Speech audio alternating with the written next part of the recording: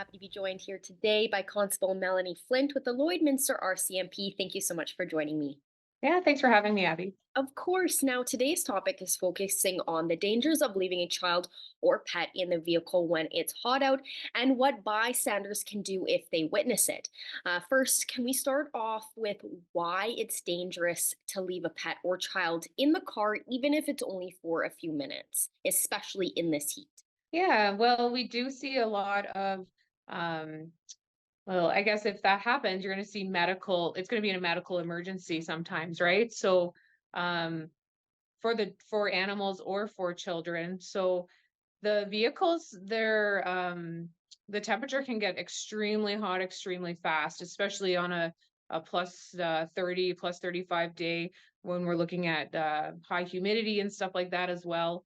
Um, yeah, if you're leaving a child or a dog in a vehicle, they're not able to get out and get proper ventilation that is needed, right? So we don't want to see that become a medical emergency. So, in the event that a bystander or a group of people notice a dog or child in a vehicle, what should they do? I've seen a ton of questions on social media, one being if are asking if they can break the window. So, what are the steps that they should take if they do witness it? First off, if you're witnessing it, stop and look around, make some observations in the area, and see if like the owner is around in and around the vehicle. The biggest thing is take a moment and assess the situation. So, does the vehicle have air running? Is the vehicle running? Um, does the animal or the child appear to be okay, or are they in distress? Now, if someone's in distress, knowing what that looks like is really important. So obviously, really red, red face. Um, if it's an animal, they might be panting a lot. Appears to be lethargic or asleep. If it's a dog, if it's barking a lot, that's gonna raise some red flags for you. But yeah, we want to know are we looking at a distressed individual or a distressed animal, right? So we need to assess the situation before we make any rash decisions. And then I would suggest look around, right? So if we look and assess what's going on in the vehicle, we want to look around the vehicle and see what's going on around the vehicle as well. Is the owner talking to someone, returning a cart? There's so many situations that could be happening in this circumstance. And then if there is no AC, there's no individual around, you've been kind of monitoring the situation for a little bit, and now we have growing concerns of distress. We want to first off make a phone call, right? You're going to want to call the police. You're going to want to call by law, potentially if it's an animal, and then a tow company. Oftentimes people overlook the capacities of tow companies. They can pop door locks. And so I'm sure vehicle owners are appreciative of, that route. Even as police officers, that's something we do is slow things down, assess, and then determine, is there an exigent situation here where we have to gain access and get ventilation into this vehicle, right? Yeah, so that's the big takeaway. I'm not going to condone smashing windows and cars.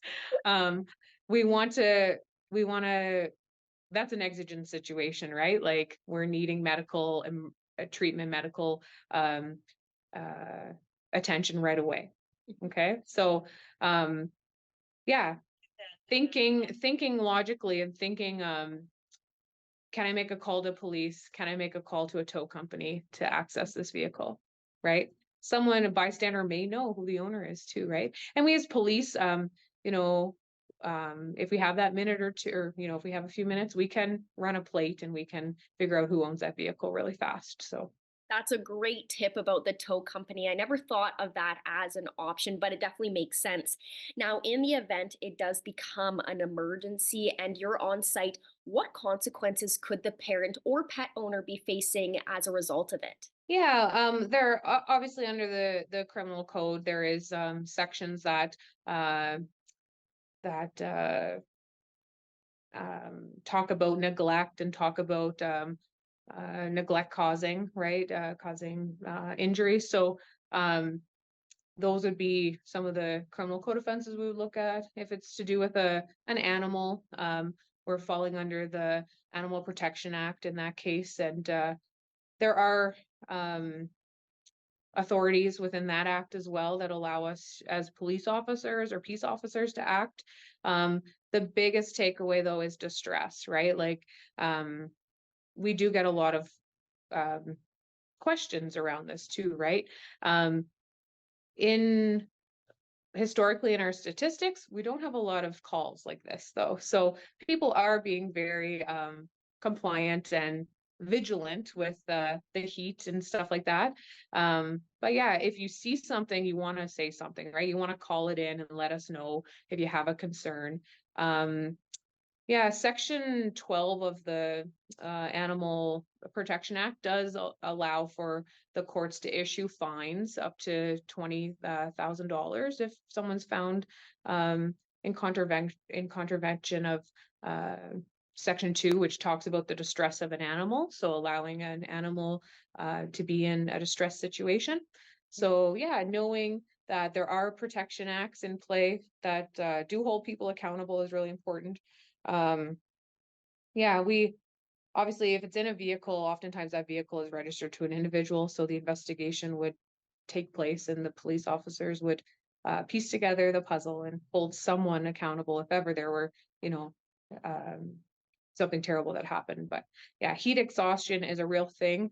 I think we saw a little of it at the fair on Wednesday, actually. Yeah. So um, I know there was a few kids being wheeled out in wagons, and I had tapped the parents' shoulder and said, "Get that kid home and get some water into them." So staying hydrated is really important for yourself and for your loved ones, the ones who are around you, and your animals, right? Staying hydrated in these hot times and just staying out of the sun.